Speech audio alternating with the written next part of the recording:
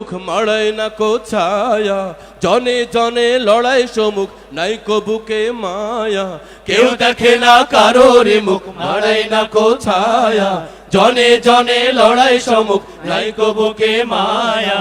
সেই গ্রামে এক বাঘ এসেছে, বাঘ এসেছে, বাঘ এসেছে, এই কথা যেই শুনতে পাওয়া, পলকে শত্রুতা হাওয়া। এই কথা যেই শুনতে পাওয়া, পলকে শত্রুতা হাওয়া। নয় দড়ি নয়, নয় দেরি নয় সেকেন্ড কিংবা ক্ষণ, একটা গ্রামের গল্প বলি শোনো। এই মাটিতে ঘাপটি মেরে হায়নাদের দল, বন্ধু সেজে যাই সাজিয়ে হাজারো কৌশল, হাজারো কৌশল। এই মাটিতে ঘাপটি মেরে হায়নাদের দল, বন্ধু সেজে যাই সাজিয়ে হাজারো কৌশল, হাজারো কৌশল।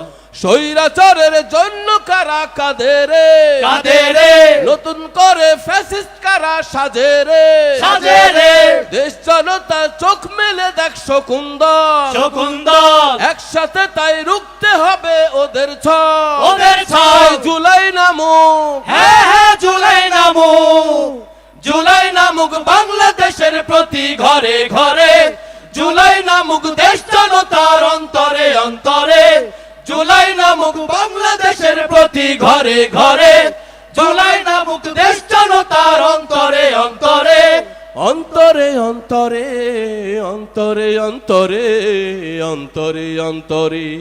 লাল জুলাই, লাল জুলাই, লাল জুলাই, লাল জুলাই, লাল জুলাই, লাল জুলাই, লাল জুলাই, লাল জুলাই, লাল জুলাই, লাল জুলাই, লাল জুলাই, লাল জুলাই, লাল জুলাই, লাল জুলাই, লাল জুলাই, লাল জুলাই।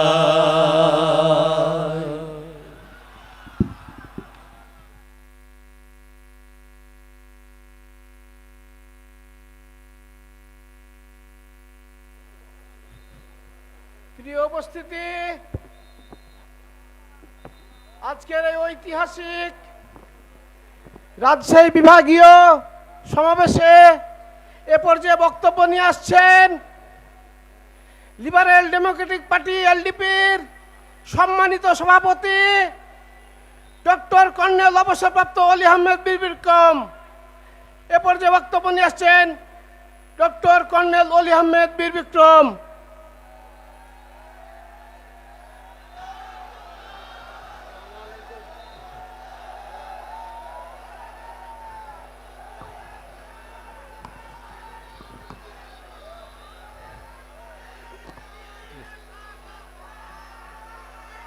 বিসমিল্লাহির রহমানির রহিম। মঞ্চে উপবিষ্ট বিরোধী দলীয় নেতা, বাংলাদেশ জামাত ইসলামের সম্মানিত আমির জনাব সভাপতি, মঞ্চে উপবিষ্ট সম্মানিত জাতীয় নেতৃবৃন্দ, উপস্থিত ভাইয়েরা, সাংবাদিক বন্ধুগণ, ইলেকট্রনিক মিডিয়া এবং প্রিন্ট মিডিয়া, আপনাদের সকলকে ধন্যবাদ জানাই। এই প্রখর রোদে আমরা তো ছায়ায় বসে আছি, এটা আমাদের পক্ষে বোঝা মুশকিল আপনারা কিভাবে কষ্ট করছেন। এই কষ্টটা যেন বিফল না যায়, আপনাদেরকে সেদিকে লক্ষ্য রাখতে হবে। আমি সবাইয়ের পক্ষ থেকে, মাননীয় প্রধানমন্ত্রী ইদানিং কিছু কাজ করেছেন, সত্যকে স্বীকার না করা এটা বেঈমানি করা। দুইটা তিনটা কাজ করেছেন যেটা প্রশংসনীয়, আমরা আপনাকে ধন্যবাদ জানাচ্ছি। কিন্তু আপনাকে সম্মুখে অনেকগুলি বিপদ অপেক্ষা করছে। এই বিপদ থেকে কিভাবে উদ্ধার হবেন সেটা চিন্তা করেন। প্রথম বিপদ হলো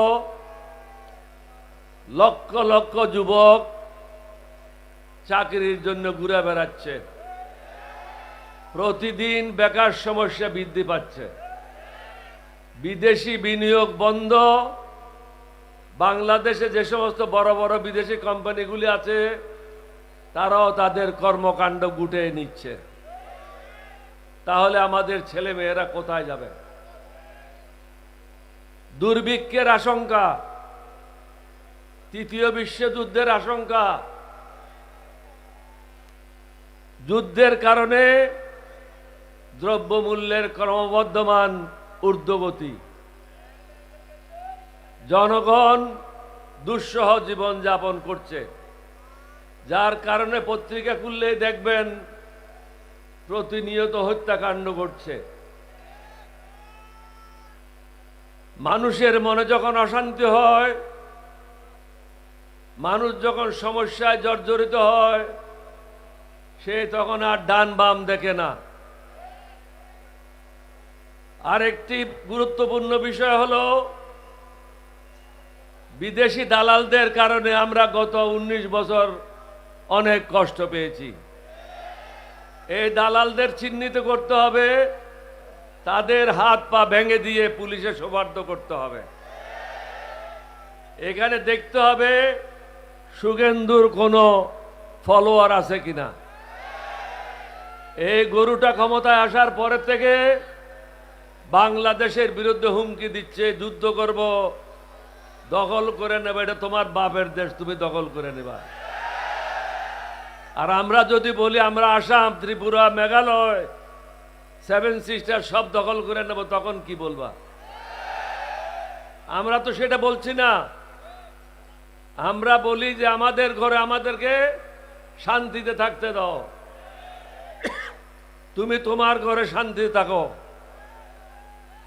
তোমার ব্যাপারে আমরা কোনো হস্তক্ষেপ করব না, এটা তোমাদের আভ্যন্তরীণ ব্যাপার।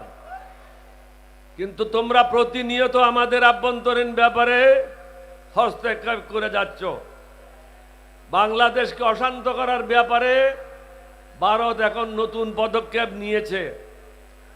শহীদ রাষ্ট্রপতি জিয়াউর রহমানের সময় কাদের সিদ্দিকী সহ আওয়ামী লীগের অসংখ্য নেতাকর্মী ভারতে আশ্রয় নিয়ে ব্রাহ্মণবাড়িয়া থেকে আরম্ভ করে ময়মনসিংহ পর্যন্ত বর্ডার অস্থিতিশীল করেছিল। এটাকে ঠিক করতে আমাদের অনেক কষ্ট হয়েছে। তৎকালীন ভারতের প্রধানমন্ত্রী, উনার সাথে কথা বলে, উনি খুব ভালো লোক ছিলেন, ভদ্রলোক ছিলেন, উনি এই সমস্যা নিজেই সমাধান করেছিলেন। কিন্তু এখন ভালো লোক, ভদ্রলোক ভারতে ক্ষমতায় নাই। মানুষকে, মুসলমানদেরকে নামাজ পড়তে দিচ্ছে না, মসজিদ ভেঙে দিচ্ছে, ঘর বাড়ি জ্বালিয়ে দিচ্ছে। আমরা তো কোরআন মানি, সুন্নাহ মানি, যার কারণে প্রত্যেক ধর্মের মানুষকে আমরা নিরাপত্তা নিশ্চিত করছি। আমাদের দেশে তো কোনো ঘটনা ঘটে না, কারণ আমরা আমার নবীর উম্মত, আল্লাহর বিধান আমরা মেনে চলি। এখানে প্রফেসর মুজিবুর রহমান সাহেব বলে গেছেন, ইংলিশে বলে, পাকিস্তানে যখন আমি বিয়ে পড়ি বিশ্ববিদ্যালয়ে, আমাদের একটা বই ছিল, ওটার নাম ছিল ইসলামিক আইডিওলজি। ওইটার প্রথম শব্দটাই ছিল Islam is a complete code of life. ইসলাম হলো একটা পূর্ণাঙ্গ জীবন ব্যবস্থা। প্রধানমন্ত্রীকে বুঝতে হবে বেকার সমস্যা কিভাবে সমাধান করবে, প্রতিবেশী ভারতকে কিভাবে সামাল দেবে, দ্রব্যমূল্যের ঊর্ধ্বগতি কিভাবে নিয়ন্ত্রণ করবে।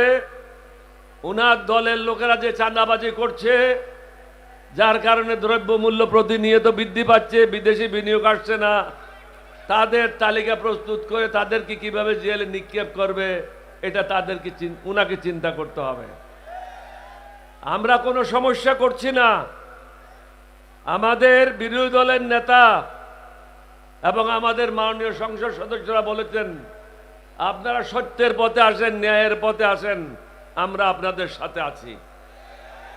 আমরা তো কোনো আপনাদের কাছে কোনো ভবন চাই না, কোনো ব্যবসা চাই না, কোনো বাণিজ্য চাই না।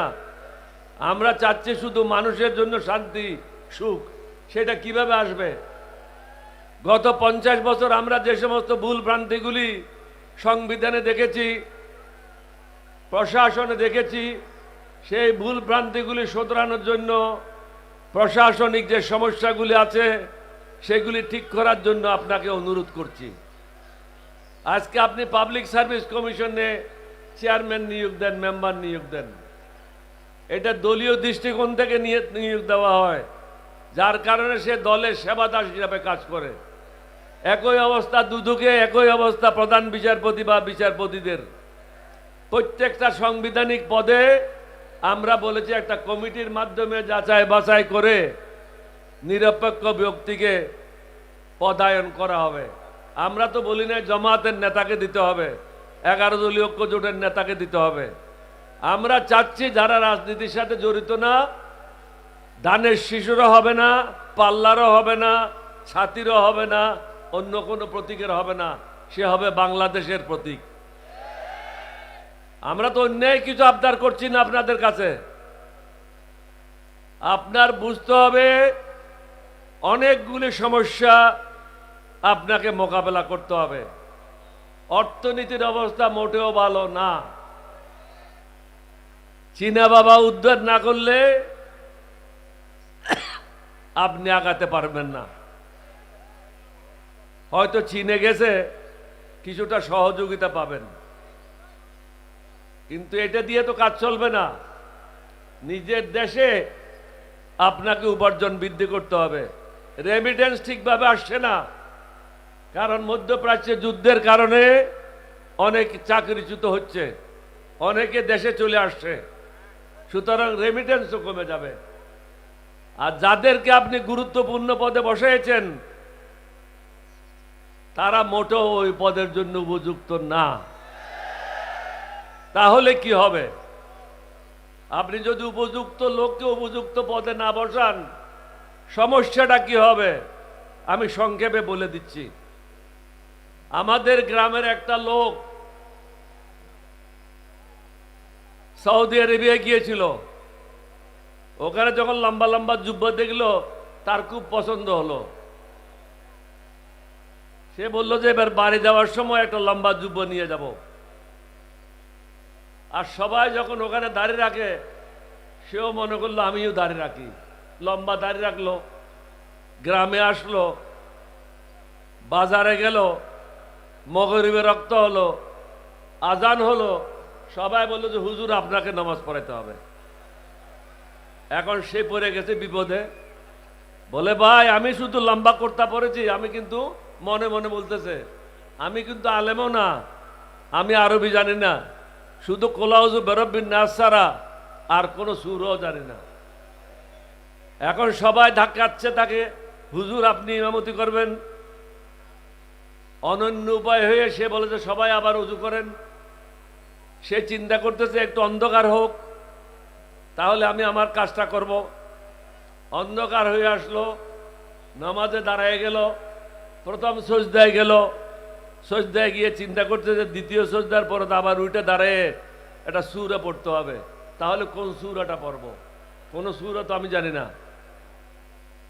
দ্বিতীয় সজদায় গিয়ে পিছনে যখন সবাই সজদারত, সে আগের দিকে অন্ধকারে পলায় গেল। আপনাদের যেন এই অবস্থা না হয়। সব লম্বা কুর্তাওয়ালা কিন্তু আলেম না। আপনি যাদেরকে মন্ত্রী হিসাবে বসিয়েছেন এদের দেশ চালানোর কোনো অভিজ্ঞতা নাই। আপনাকে তেল মারবে এবং আপনার প্রশংসা করবে, কারণ সে চায় তার দুর্নীতি করতে। যে সমস্ত ঋণ খেলাপিরা সংসদে গেছে সে কি করবে? দুর্নীতির মাধ্যমে টাকা উপার্জন করে ঋণ খেলাপি থেকে বের হওয়ার চেষ্টা করবে। স্বশিক্ষিত বা অশিক্ষিত লোকেরা যারা গেছে তারা কি করবে? যা পারো ধরে নাও, আর সুযোগ আছে কিনা জীবনে ঠিক নাই। এই অবস্থায় আপনি নিরাপদ মোটেও না। পাকিস্তানের সাথে চুক্তি করেছেন, চীনের সাথে চুক্তি করেছেন, তারপরে তো আপনি আরো বিপদে পড়েছেন। সুতরাং আমাদের পক্ষ থেকে অনুরোধ থাকবে, আমরা হাতি ঘোড়া কিছুই চাই নাই, আমরা চাইছি কিছু সংস্কার, যেটার দ্বারা আপনি উপকৃত হবেন, আমরা উপকৃত হব। যত দ্রুত সম্ভব সংস্কারগুলি করেন, একদিকের থেকে মুক্ত হন। এবং বিরোধী দলের নেতাকে সাথে নিয়ে বাকি সমস্যাগুলি সমাধানের জন্য পদক্ষেপ নেন। রাজশাহীবাসীকে ধন্যবাদ জানিয়ে, বিশেষ করে এই মিটিংয়ের যারা আয়োজন করেছেন, কষ্ট করেছেন, আপনাদের ধন্যবাদ জানাই আমার বক্তব্য শেষ করছি। আসসালামু আলাইকুম ওয়া রাহমাতুল্লাহি ওয়া বারাকাতুহু। আসসালামু আলাইকুম। সংগ্রামী জনতা, আল্লাহ রাব্বুল আলামিন আকাশে মেঘের মাধ্যমে প্রশান্তির ছায়া দান করেছেন, আলহামদুলিল্লাহ। আমরা সমাবেশের একেবারেই শেষ প্রান্তে পৌঁছেছি।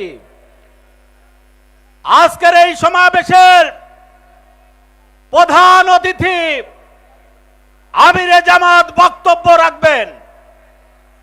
তার পূর্বে সভাপতির বক্তব্য।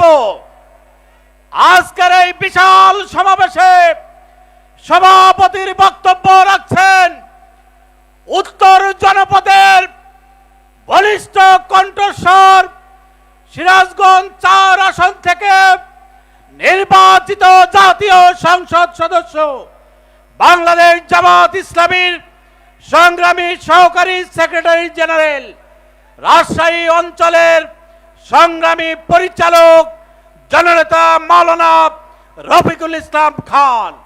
সভাপতির বক্তব্য রাখছেন মাওলানা রফিকুল ইসলাম খান।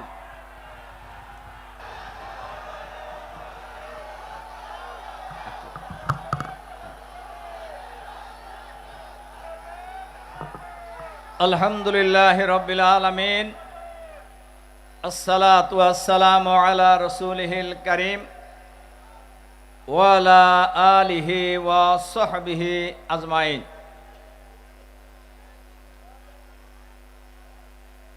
এগারো দলীয় ঐক্যের উদ্যোগে আয়োজিত আজকের এই বিশাল জনসমাবেশের মাননীয় প্রধান অতিথি, বাংলাদেশ জামাত ইসলামীর সংগ্রামী আমির, বিশ্ব ইসলামী আন্দোলনের অন্যতম প্রধান,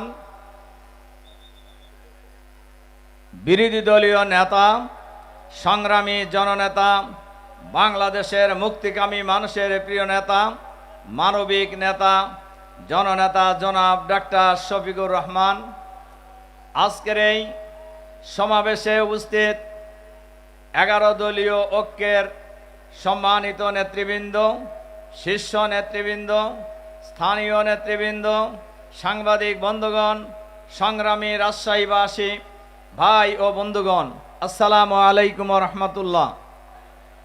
শুরুতেই আমি আল্লাহ তাআলার দরবারে শুকরিয়া আদায় করছি, যিনি প্রচণ্ড খরতাপ রোদের মধ্যে এই হাজার হাজার ছাত্র জনতা আজকের এই ঐতিহাসিক মাদ্রাসা ময়দানে কানায় কানায় ভর্তি হয়েছে। আমাদের কাছে খবর আছে রাস্তায় হাজার হাজার মানুষ আমাদের নেতৃবৃন্দের বক্তব্য শুনছেন।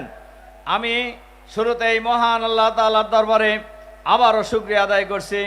আমি শুকরিয়া আদায় করছি এবং ধন্যবাদ জানাচ্ছি মাননীয় প্রধান অতিথি সহ 11 দলীয় ঐক্যের শীর্ষ নেতৃবৃন্দ আজকের এই সমাবেশে উপস্থিত হয়ে এই সমাবেশকে সুন্দর এবং সফল করার ক্ষেত্রে ঐতিহাসিক ভূমিকা পালন করছেন।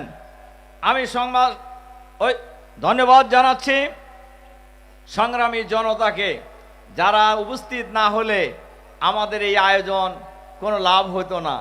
আপনাদেরকে আবারও ধন্যবাদ জানাচ্ছি, সংগ্রামী সাংবাদিক বন্ধুদেরকে। সংগ্রামী ভাই এবং বন্ধুগণ, আমিরে জামাত, বিরোধী দলীয় নেতা, 11 দলীয় ঐক্যের নেতা এই অল্প সময়ের মধ্যেই বক্তব্য রাখবেন। আপনারা আজকে অনেক বক্তব্য শুনেছেন, বক্তব্য রাখার প্রয়োজন নাই। শুধুমাত্র আমি যে কথাটি বলতে চাই, গণভোট, এই ভোটে বাংলাদেশে 70% মানুষ ভোট দিয়েছে। সরকার এটা মানে না কেন? এবং আমরা শুনেছি, পত্রিকায় দেখেছি, জনাব প্রধানমন্ত্রী সাহেব উনিও গণভোটের পক্ষে রায় দিয়ে প্রচারণা চালিয়েছেন, কিন্তু ওনারা এখন মানতেছে না। একজন প্রভাবশালী মন্ত্রী বলছেন যে আমরা অভিনয় করছি ভোটের জন্য। তাহলে কি আপনারা এই জাতির সাথে প্রতারণায় নিয়োজিত হয়েছেন আগের থেকেই? সংগ্রামী ভাই এবং বন্ধুগণ, ওনারা প্রথম বলেছেন ওনারা গণভোট বোঝেন না, বাংলাদেশের মানুষ নাকি না বুঝে ভোট দিছে। ওনারা পাগল হইতে পারে, কিন্তু বাংলাদেশের মানুষ কখনো পাগল ছিল না।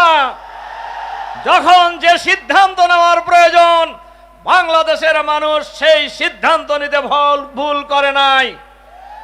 জুলাই বিপ্লবের লক্ষ্য ছিল সংস্কার, জুলাই বিপ্লবের লক্ষ্য ছিল বৈষম্যহীন বাংলাদেশ, কিন্তু আজও সংস্কার হয় নাই, বৈষম্য দূর হয় নাই। আমাদের নেতারা বলেছেন আজকে যারা 17 বছর নির্যাতিত হয়েছে তাদেরকে এখনো প্রশাসনে বাদ দিয়ে রাখা হয়েছে, আর ফ্যাসিবাদের দোসরেরা একদম প্রমোশন পাচ্ছেন, গুরুত্বপূর্ণ জায়গায় পোস্টিং পাচ্ছে। তাহলে বর্তমান সরকার কাকে খুশি করার জন্য কাজ করছে এ কথা কি বলার দরকার আছে? আমরা বলতে চাই না আপনারা প্রতিবেশীদের খুশি করার চেষ্টা করছেন, কিন্তু আপনাদের স্মরণ করায় দিতে চাই প্রতিবেশীদেরকে খুশি করে কেউ এ পর্যন্ত ক্ষমতায় থাকতে পারে নাই, আপনারাও পারবেন না। এজন্য আমরা বর্তমান সরকারের কাছে আহ্বান জানাবো, যে বিষয়গুলি গণভোট, মানবাধিকার কমিশন, খুন গুণ কমিশন, স্বাধীন বিচারক, স্বাধীন সচিবালয়, সুপ্রিম কোর্টের পুলিশ কমিশন সহ যে বিষয়গুলি আমরা সংস্কারের জন্য গণভোটে দিয়েছিল সরকার, এই সব কিছু সংস্কারের দাবি মেনে নিয়ে, গণভোট মেনে নিয়ে বাংলাদেশকে আগামী দিনে একটি সুষ্ঠুভাবে এগিয়ে নেওয়ার চেষ্টা করুন। নইলে বাংলাদেশের মানুষ যে মাঠে নেমেছে, এই গণভোটের রায় বাস্তবায়ন না হওয়া পর্যন্ত আমরা রাজপথ ছাড়বো না, আমরা ঘরে ফিরে যাব না ইনশাআল্লাহ। আমরা আমিরে জামাত সহ আমাদের ঐক্যবদ্ধ 11 দলীয় জোটের নেতৃবৃন্দকে আমরা আশ্বস্ত করতে চাই, রাজশাহীর জনগণ আপনাদের যে কোনো কর্মসূচিকে জীবন দিয়ে বাস্তবায়ন করবে আগামী দিনে ইনশাআল্লাহ। কি আপনারা কি রাজি আছেন না বাস্তবায়নের জন্য? এই কথা বলে আমার কথা শেষ করে এখন বক্তব্য রাখবেন বাংলাদেশ জামাত ইসলামীর সংগ্রামী আমির, সংসদে বিরোধী দলীয় নেতা, 11 দলীয় ঐক্যের প্রধান, জাতীয় নেতা, মানবিক নেতা, বাংলাদেশকে একটি ক্ষুধামুক্ত, দারিদ্র্যমুক্ত মানবিক বাংলাদেশ গড়ে তোলার রূপকার আমাদের শ্রদ্ধেয় নেতা, সংগ্রামী জননেতা জনাব ডাক্তার শফিকুর রহমান, সংগ্রামী জননেতা জনাব ডাক্তার শফিকুর রহমান। নারায়ে তাকবীর, নারায়ে তাকবীর।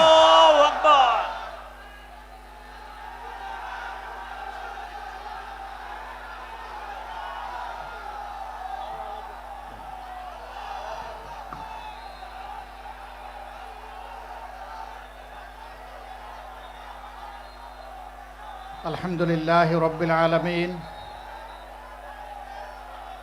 আলহামদুলিল্লাহ রব্বিল আলামিন, ওয়াসসালাতু ওয়াসসালামু আলা রাসূলিহিল কারীম ওয়া আলা আলিহি ওয়া সাহবিহি ওয়া আহলি বাইতি আজমাইন।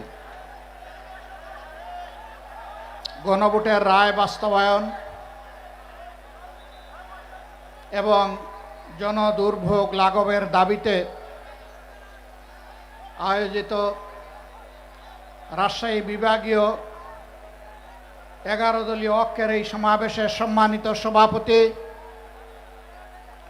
সভা মঞ্চে উপস্থিত 11 দলীয় ঐক্যের জাতীয় শীর্ষ নেতৃবৃন্দ, আঞ্চলিক নেতৃবৃন্দ, আমার সামনে উপস্থিত প্রিয় রাজশাহীবাসী, সাংবাদিক বন্ধুগণ, আসসালামু আলাইকুম ওয়া রাহমাতুল্লাহ। আল্লাহ তাবারক ওয়া তাআলার শুকরিয়া আদায় করছি যে আল্লাহ রাব্বুল আলামিন অসংখ্য মানুষের ত্যাগ এবং কোরবানির মধ্য দিয়ে আমাদের বুকের উপর থেকে ফ্যাসিবাদী শাসনকে আল্লাহ তাআলা খতম করে দিয়েছেন।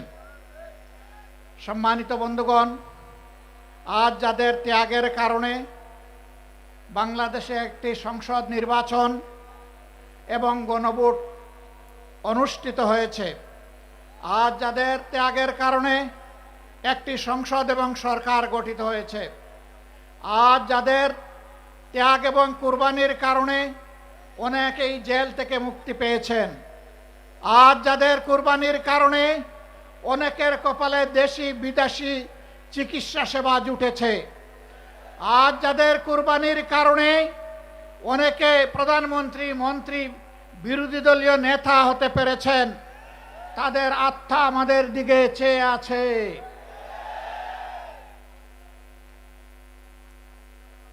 আল্লাহ রাব্বুল আলামিন সব কিছুর পূর্ণাঙ্গ এবং নির্ভুল সাক্ষী।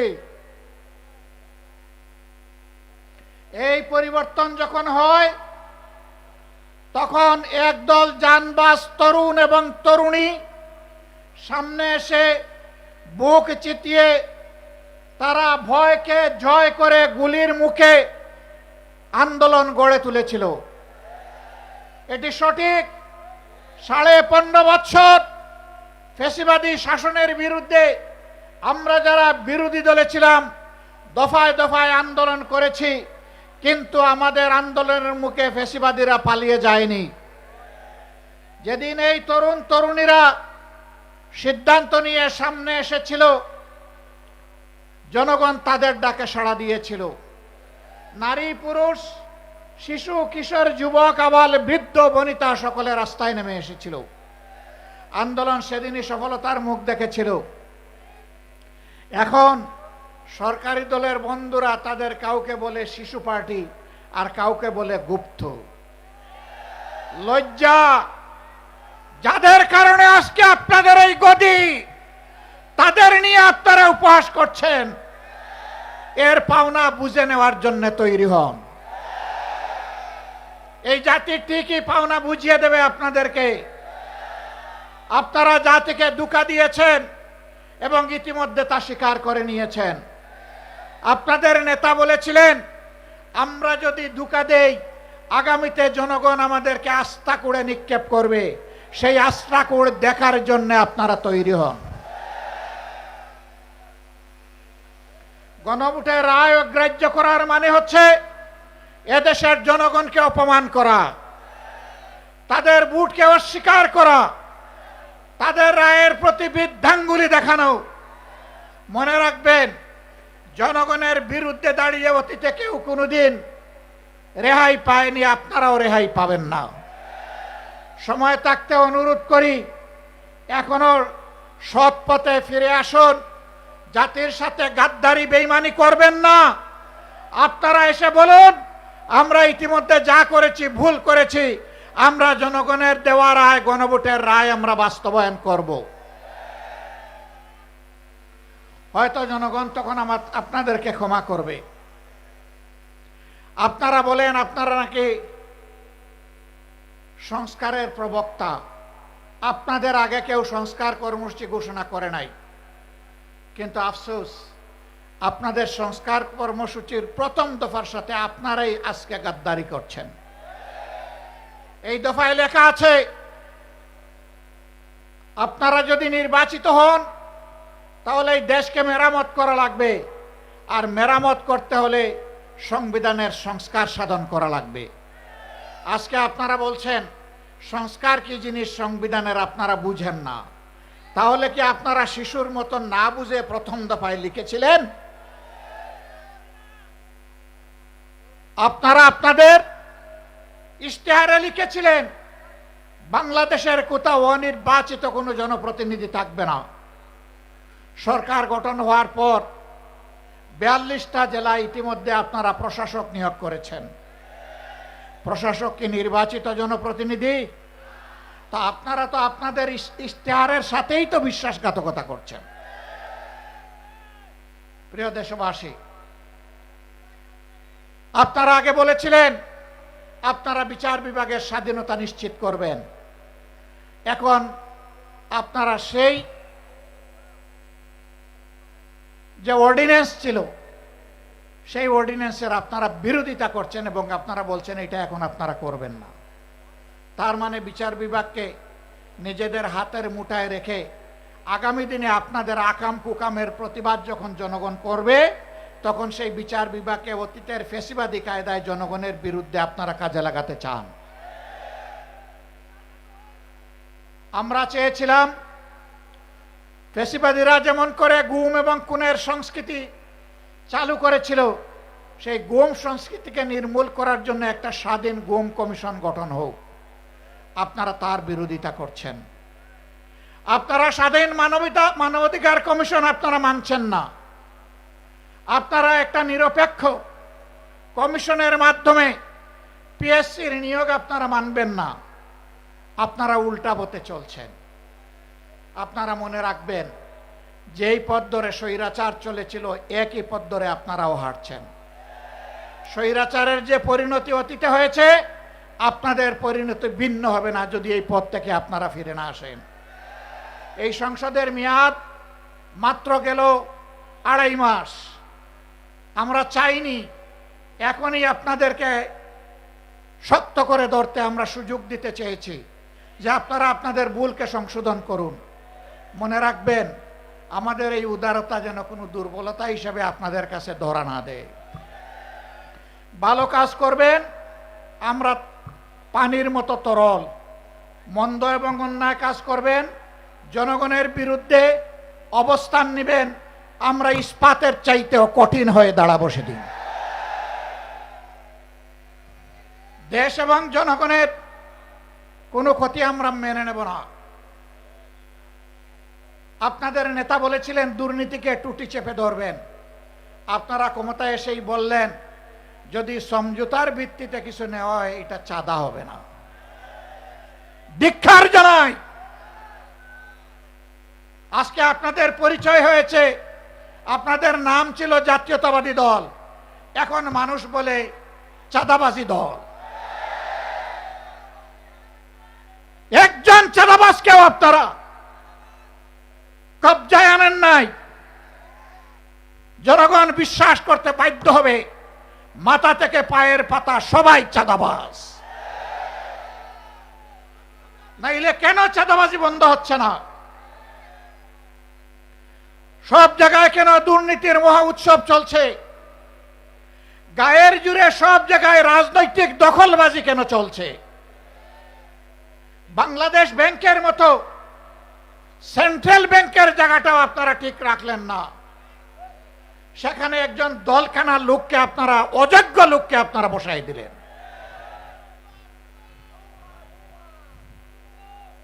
বিভিন্ন পাবলিক বিশ্ববিদ্যালয়, একদিকে গিয়ে আপনারা বলবেন অতীতে রাজনৈতিক বিবেচনায় নিয়োগ দেওয়ার কারণে পাবলিক বিশ্ববিদ্যালয়গুলা মান রক্ষা করতে পারে নাই, বিশ্বমানে আসতে পারে নাই।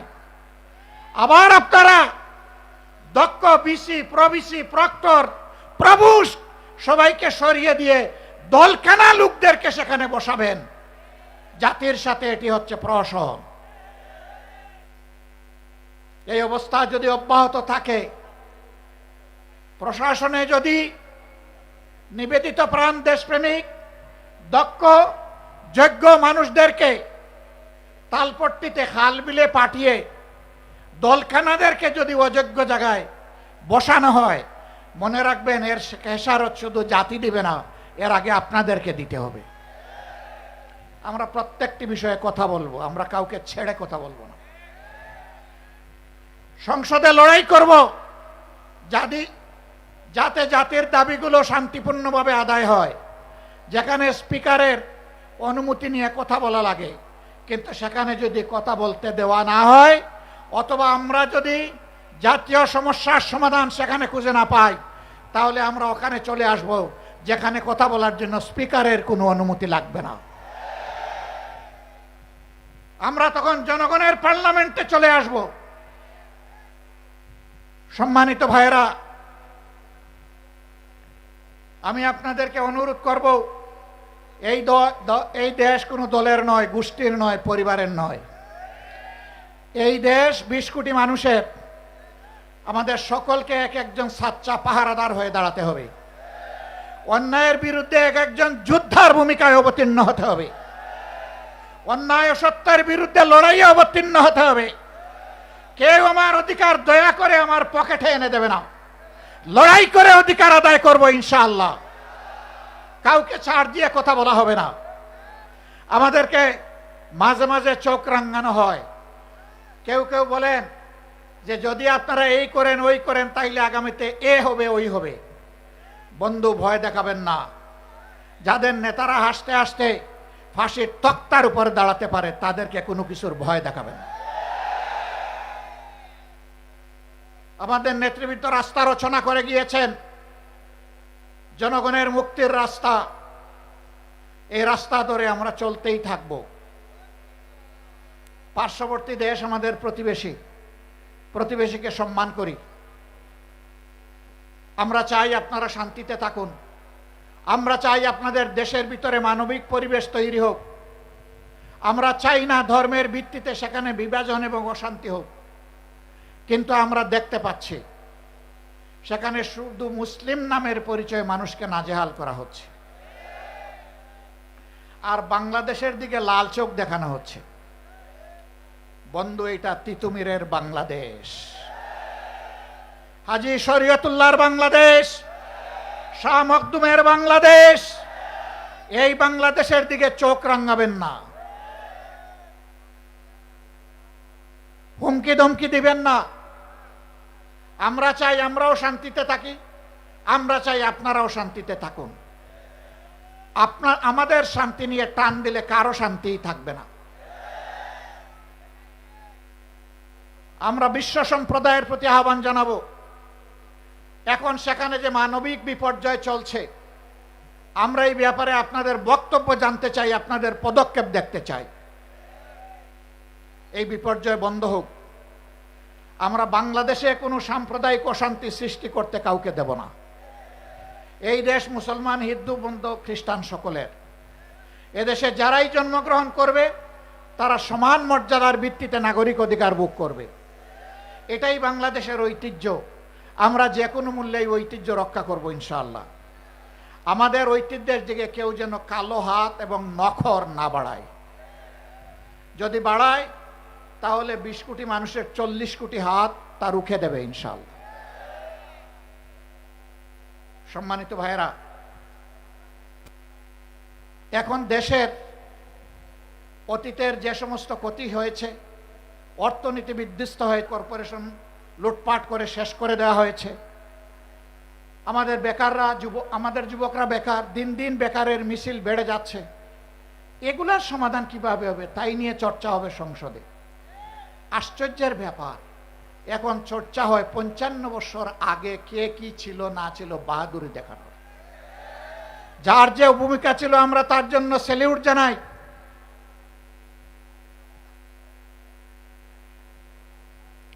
আমরা যার যে ভূমিকা আছে তার জন্য অবশ্যই স্যালিউট জানাই। কিন্তু একটা জাতি যদি ভবিষ্যতের দিকে না তাকায়া চিংড়ি মাছের মতো শুধু পিছনের দিকে তাকায়, এই জাতি জীবনে এগিয়ে যেতে পারবে না। ইতিহাস আমরা চর্চা করব, কিন্তু ইতিহাস নিয়ে পড়ে থাকবো না। ইতিহাস চর্চা করব ইতিহাস থেকে শিক্ষা নেওয়ার জন্যে। ইতিহাসের সাথে বেইমানি করলে একটা জাতিকে কতটা মূল্য দিতে হয় তা জানার জন্য। আমাদের অনেক সমস্যা। বাংলাদেশের 4 ভাগের 1 ভাগ পদ্মা এবং তিস্তার কারণে এখন প্রায় মরুভূমি হয়ে গিয়েছে। আওয়ামী লীগের প্রথম সরকার ক্ষমতায় আসার পর পরীক্ষামূলকভাবে 15 দিনের জন্য ফারাক্কা বাঁধ এটা বাস্তবায়নের সুযোগ দিয়েছিল, এর কার্যক্রম চালানোর সুযোগ দিয়েছিল। 55 বছরেও 15 দিন শেষ হয় না। ইতিমধ্যে পদ্মা শুকনা মৌসুমে মরুভূমি, আর বর্ষার মৌসুমে এটা দুর্ভোগের কারণ। এখন এই মৌসুমে কৃষকের পানির প্রয়োজন, সাধারণ মানুষের পানীয় জল দরকার, এখন পানি নেই। সরকারকে আমরা সাধুবাদ জানাই, ইতিমধ্যে পদ্মা ব্যারেজের ঘোষণা দিয়েছেন, কিন্তু এটা যেন শুধু লোক দেখানো ঘোষণা না হয়। এই ঘোষণা যেন বাস্তবে রূপ নেয়।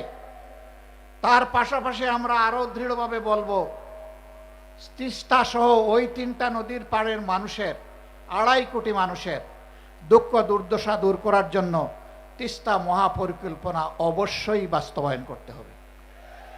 আমি কালকেও বলেছি, বিএনপির নেতা, বর্তমান একজন মন্ত্রী, ওই অঞ্চলে বাড়ি, তিনি নির্বাচনের আগে তারেক রহমান সাহেব সহ সবাইকে নিয়ে তিনি তিস্তা পারে বিশাল আয়োজনে মিটিং এবং মিছিল করেছেন। সারা বাংলাদেশ থেকে দলে দলে সাংবাদিক বন্ধুরা সেখানে গিয়েছেন অথবা তাদেরকে নিয়ে যাওয়া হয়েছে। নির্বাচনী আমেজ তৈরি করার জন্য যদি এটা হয়ে থাকে, তাহলে মনে রাখবেন যে স্লোগান দিয়েছিলেন জাগো বাহে, বাহরাজ কিন্তু এখন জেগে আছে, এখন দুইটি চোখ দিয়ে তাকিয়ে আছে। সেদিন যে বক্তব্য দিয়েছিলেন তা বাস্তবায়ন করেন কিনা। আমরা স্পষ্টভাবে বলতে চাই, কারো রক্ত চক্কর দিকে না তাকিয়ে তিস্তা মহাপরিকল্পনা অবশ্যই বাস্তবায়ন করতে হবে। পদ্মায় পানি আনতে হবে। পদ্মার পানি আমাদের ন্যায্য পাওনা, তিস্তার পানি আমাদের ন্যায্য পাওনা। সারা বাংলাদেশে যে 154টা অভিন্ন নদী আছে, সবগুলোই আজকে মৃতপ্রায় হয়ে গিয়েছে। একজন বক্তা এখানে বলে গিয়েছেন যে আপনি খাল কেটে মানুষকে পানি দিতে চান। খালের পানির উৎস হচ্ছে নদী। নদী যদি ঠিক মতো না চলে তাইলে খালের পানি আসবে কোত্থেকে? আগে নদীর দিকে নজর দেন, সাথে সাথে খালের দিকেও নজর দেন, তখন জনগণ উপকৃত হবে। আর খাল কাটা কর্মসূচি যদি জনগণের মানসিক প্রশান্তির জন্য করে থাকেন, তাহলে এটা বুমেরাং হয়ে দেখা দেবে। আমরা চাই নদীও তার নাব্যতা ফিরে পাক, যৌবন ফিরে পাক, আর খাল কাটা কর্মসূচিও বাস্তবে রূপ দেখুক। আমরা কোনো উন্নয়ন এবং আমরা কোনো ভালো কাজের বিরোধী না, আমরা এর পক্ষে। সম্মানিত বন্ধুগণ, সরকার ইতিমধ্যে যে অপকর্মগুলো করেছে, জাতির সাথে যে ধোঁকা দিয়েছে, যেই 16টা অধ্যাদেশ বাস্তবায়ন না হলে বাংলাদেশে সুশাসন নিশ্চিত করা অসম্ভব, সেইগুলা তারা ফেলে দিয়েছে। এইগুলা যদি তারা বাস্তবায়ন না করে, আমি কথা দিয়ে যাচ্ছি, আমাদের আন্দোলন চলবে সংসদে, একই সাথে চলবে রাজপথে ইনশাআল্লাহ। এবং আমি আস্থার সাথে বলছি, গণভোটের রায়ও বাংলাদেশে ইনশাআল্লাহ বাস্তবায়ন হবে, বাস্তবায়ন করতে বাধ্য করা হবে ইনশাআল্লাহ। গণভোটের রায় যদি বাস্তবায়ন হয়, তাহলে দেশে সুশাসনের পথ সুগম হবে, না হয় অতীতের চাইতে ভয়াবহ স্বৈরশাসন জাতির গাড়ি চেপে বসবে।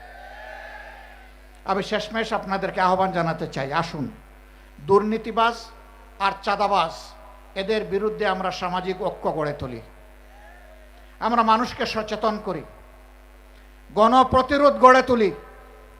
চাঁদাবাজরা আসলে তাদের প্রতি উত্তম মেহমানদারির ব্যবস্থা করি, তারপরে প্রশাসনের হাতে তুলে দেই। যদি আমরা তা পারি, তাহলে সরকার লাগবে না, জনগণের শাসনে বাংলাদেশ ঠিক হয়ে যাবে ইনশাআল্লাহ। সরকার এটা করবে না, আমরা বুঝতে পারছি, কারণ শস্যা দিয়ে ভূত তাড়াবে কিভাবে? ওই শস্যার ভিতরেই ভূত, দানায় দানায় ভূত, ঘাটে ঘাটে ভূত, জনে জনে ভূত, মাথা থেকে পায়ের পাতা পর্যন্ত ভূত। এই ভূত তাড়ানোর জন্য আমাদেরকে ঐক্যবদ্ধ হতে হবে। আসুন দেশের জন্য, জাতির জন্য, আল্লাহর জন্য, আল্লাহর দিনের জন্য লড়ে যাই, যেভাবে তারা লড়ে গিয়ে জীবন দিয়ে গেছে। আসুন আমাদের শপথ হোক, জান দিব কিন্তু দেশের মান দিব না ইনশাআল্লাহ। আল্লাহ আমাদেরকে হেফাজত করুন, রক্ষা করুন। আজকের এই জনসভা সফল করার জন্য 11 দলের পক্ষ থেকে আমিও আপনাদের সকলকে আন্তরিক কৃতজ্ঞতা জানাচ্ছি, ধন্যবাদ জ্ঞাপন করছি। আজকে আমাদের সহকর্মীরা এখানে নেতৃবৃন্দ যে বক্তব্য দিয়েছেন, সেই বক্তব্যগুলো বুকে ধারণ করে আসুন এই সমাজ বদলে দেওয়ার জন্য আমরা এগিয়ে যাই। আল্লাহ হাফিজ। বাংলাদেশ জিন্দাবাদ, 11 দলীয় ঐক্য জিন্দাবাদ, বাংলাদেশ জামাতে ইসলামী জিন্দাবাদ। আসসালামু আলাইকুম ওয়া রাহমাতুল্লাহ। নারে তাকবীর, নারে তাকবীর, ইনকিলাব ইনকিলাব, জিন্দাবাদ জিন্দাবাদ।